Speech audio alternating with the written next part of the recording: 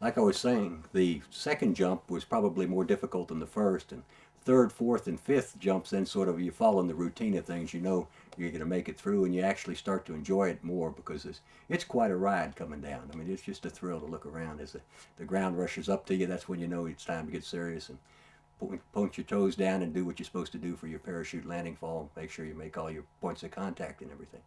But the fifth jump was probably the one I had the most anticipation about, and the reason I was anticipating that jump was they had me standing in the door as the first jumper to exit the aircraft. Keep in mind I was an 18-year-old kid at the time, and just sitting there watching you out the door and everything blowing by for about 15, 20 minutes. It was really quite a thrill.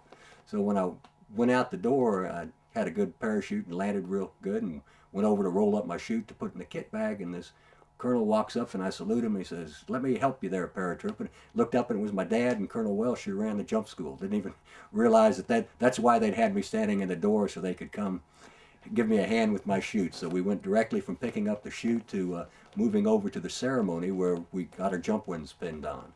And at that time they used to nail them to you, where now it's politically incorrect. In fact, you're not even supposed to talk about that anymore. But who cares? But it was a very proud moment for me when I got the jump wings, because what my dad had done was he actually pinned on the jump wings that he'd received at Fort Benning many years before, and those then became my wings.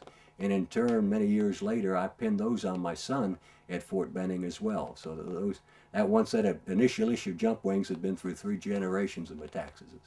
So that's a special thing for us, I think. It's a great story.